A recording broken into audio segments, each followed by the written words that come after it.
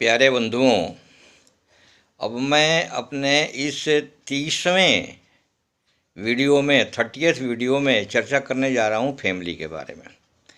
Family क्या, वैसे तो फैमिली सभी लोग जानते हैं, बट उसके बारे में भी थोड़ा सा एक बार थोड़ा चर्चा कर लेते हैं। फैमिली बड़ा इम्पोर्टेंट पार्ट लाइफ में है कि फैमिली को कैसे रहना चाहिए एक दूसरे के प्रति। हस्बैंड, वाइफ, चिल्ड्रेन, सबके कुछ कुछ विचार हैं और सबको एक दूसरे के प्रति कैसी भावना के साथ चलना चाहिए। वैसे तो फैमिली जो है खुद पूरे परिवार का एक अब्रीविएटेड पार्ट, संक्षिप्त शब्द है। फैमिली शब्द ही पूरे परिवार का एक चित्रण प्रस्तुत करती है। फैमिली, FAMILY, इसका जो है फुल फॉर्म होता है father and mother I like you, father and mother I love you, father and mother I look you, father and mother I listen you, father and mother I listen from you. इसका मतलब है कि बच्चा अगर आपको देखता है तो आपको ऐसा रखना पड़ेगा कि आपको देखने से बच्चे के आचरण पर अच्छा प्रभाव पड़े। बच्चा अगर आई लव यू बोलता है, आपको प्यार करता है, तो बच्चों के प्रति इतना अपनापन प्यार रखना पड़ेगा कि बच्चों को आप घर में घुसे तो बच्चों के मन में प्रसन्नता हो जाएगी। बच्चा बोलता है father and mother I look you, अगर आपको देखता है तो आपको ऐसे आचरण करना चाहिए कि उसको देख करके अच्छी भावना का विकास हो। हमारे पिताजी ऐसे, हमको भी ऐसे दिखना चाहिए। लिसे लर्निंग तो बचपन से और परिवार से ही स्टार्ट हो जाता है, इसलिए इसको ध्यान रखना ज़रूरी है। बच्चा बोलता है कि father and mother I listen you, इसका मतलब कि आपको सुनता है तो आप अपने वर्ड पर कंट्रोल करना चाहिए।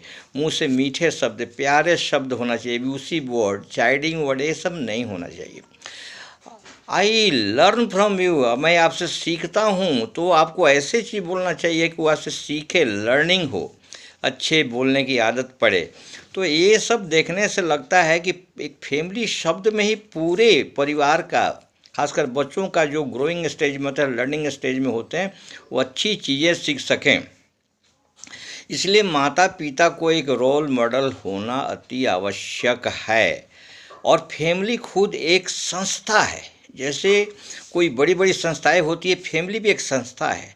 इसके जो है इसमें भी मेंबर होते हैं, सदस्य होते हैं। इसके मेन कंस्टिट्यूएंट है हस्बैंड, वाइफ, चिल्ड्रेन, आइदर सन और डॉटर, हुएवर ही में बी और शी में बी। इसके अलावा उनके माता पिता भी, सबसे जो बुज़ुर्ग होते हैं वो भी इस फैमिली के एक कंस्टिट्यूएंट होते हैं। सबके अपने अपने रोल होते हैं और सबको रोल ये होता है कि सबसे ज़्यादा रोल माता का होता है। माता को एक परिवार में फूल के तरह रहना पड़ता है। माता वैसे भी स्वभाव से फूल ही होती है, कोमल हृदय, प्यार मोहब्बत उनमें भरा रहता है, दया, काइंडनेस, मर्सी, ये सब भरा रहता है, तो फूल ही होती है। लेकिन जो मुख्य मेंबर हैं, मुख्य सदस्य हैं, उस फूल में सुगंध बना रहे।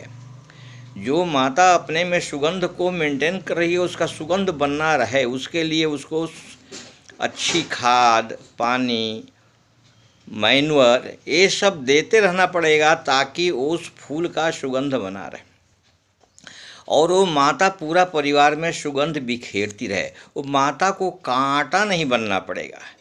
कांटा तो चुभेगा, फिर परिवार में दुराव पैदा होगा और वो परिवार में अशांति पैदा होगी। इसलिए कांटा तो बिल्कुल नहीं बनना है, माता को फूल ही बनना है और सुगंध से भरा हुआ है। अगर इस तरह माता बने, बच्चे भी फूल ही बनेंगे। बच्चे तो अभी कली हैं, उनको फूल बनाना है, सुगंध से भरा हुआ बनाना है, जीवन में उन्नति करने के लिए बनाना है।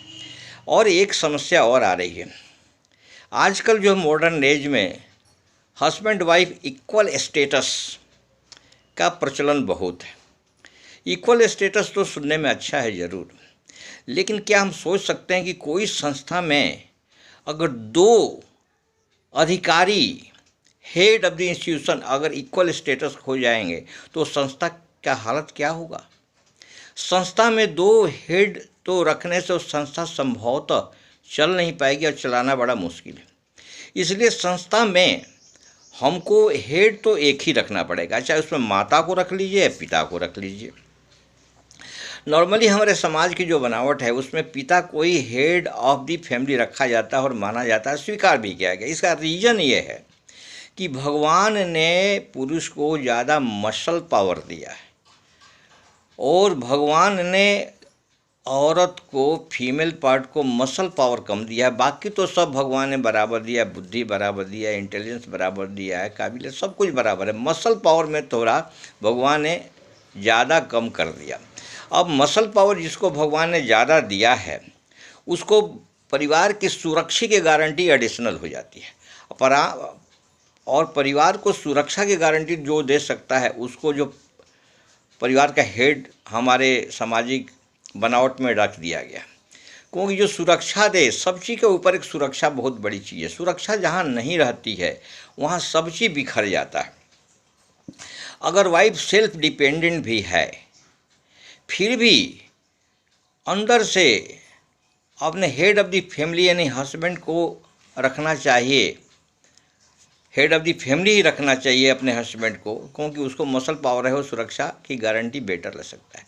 अगर फैमिली को ही और फीमेल पार्ट को ही अगर परिवार का मुखिया बना दिया जिसमें कोई नुकसान नहीं है, अच्छा है। लेकिन मुखिया बनने के बाद वो जो ज़्यादा मसल पावर वाले की इच्छा पर डिपेंड करता है, उसकी बात माने ना पाए क्योंकि मसल पावर ज़्यादा है। इंस्टीट्यूशन चलाने में तो लेडीज कह सकते हैं बड़े बड़े इंस्टीट्यूट चलाती है, फिर परिवार भी चला सकती है, बात सही है, कहने में अच्छा लगता है। लेकिन इंस्टीट्यूशन चलाने में, संस्था चलाने में वहाँ पर पावर ऑफ पेनाल्टी रहता है, पेनाल्टी करने का पावर रहता है, सो कॉज का पावर रहता है, इसलिए वहाँ तो चल जाता है। परिवार में पावर ऑफ पेनाल्टी नहीं है, इसलिए यहाँ थोड़ी असुविधा पैदा हो जाती है। तो अगर इक्वल स्टेटस होता है तो माता पिता में कन्फ्रंटेशन, कन्फ्लिक्ट थोड़ा बढ़ गया, ऐसा देखा गया है। और जहाँ कन्फ्रंटेशन, कन्फ्लिक्ट बढ़ जाता है तो बच्चों पर इसका बहुत बुरा प्रभाव पड़ता है। सपोज कीजिए अगर माता पिता हस्बैंड वाइफ का झगड़ा 20-25 दिन, 1 महीने में होने लगे तो बच्चे बहुत डिप्रेशन में चले जाते हैं और बच्चों पर बहुत बुरा प्रभाव होता है। परिवार अशांत हो जाता है, परिवार एक कलह का घर हो जाता है और बच्चे जो है बिल्कुल अशांत मुद्रा में हो जाते हैं, उनका जीवन बहुत प्रभावित होता है। इसलिए उस सब अवस्था से अच्छा है कि पति चाहे छोटा पोस्ट है या बड़ा पोस्ट हो, परिवार की सुरक्षा की गारंटी उसको लेना ही पड़ेगा, उसको देना ही पड़ेगा और वो पूरी जिम्मेवारी परिवार के सही उन्नति के लिए, सही प्रोग्रेस के लिए करना ही पड़ेगा। इसलिए जो इसका इंस्टीट्यूशन में एक सीनियर जूनियर बनाना आवश्यक है ताकि संस्था, पारिवारिक संस्था अच्छा चले। अब हमको देखना है कि औरतें अपने पति से क्या इच्छा रखती हैं। औरतें अपने पति से इच्छा रखती हैं कि पति मेरा जो एक सत्यवादी बने, बात को छुपाए नहीं, जो बोले ईमानदारी से बोले, उसके व्यवहार में, बातों में एक जो है ईमानदारी रहे, उसके विचार जो है उत्तम प्रकार के विचार हों, प्रगतिशील विचार हों, उसमें श्रूडनेस नहीं होना चाहिए, उसका दिल जो है बिल्कुल मिलनसार होना चाहिए, बिहेवियर अच्छा होना चाहिए, उसको जो है हमेशा प्यार की बातें, अप्रिशिएटिव वर्ड्स बोलना चाहिए ताकि माहौल परिवार का अच्छा बना रहे। ये भी चाहती हैं कि पति पत्नी पर अपना अधिकार जमा रहे कि यस मेरी पत्नी है और अपना परिवार दर्शाते रहे। पति जो है पत्नी को हमेशा सुरक्षित महसूस कराए, सुरक्षा की भावना प्रदान करते रहे और इस तरह जिस परिवार में अप्रिसिएशन की भावना रहती है, एक दूसरे के प्रति सिर्फ हाँ शब्द का बोला है। परिवार में जहाँ हाँ शब्द का ज़्यादा यूज होता है, हर आदमी एक दूसरे की भावना का आदर करे, म्यूचुअल रेस्पेक्ट करे, म्यूचुअल रिकॉर्ड करे, हर दूसरे की भावना का सम्मान करे। ज़्यादा जिस परिवार में हाँ शब्द का यूज होता है वो परिवार ही शांतिमय, सुखमय और आनंदमय होता है। इन्हीं शब्दों के साथ मैं अपना वीडियो समाप्त कर रहा हूँ।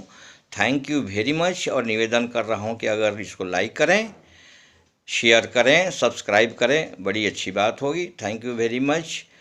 जय हिंद, जय भारत।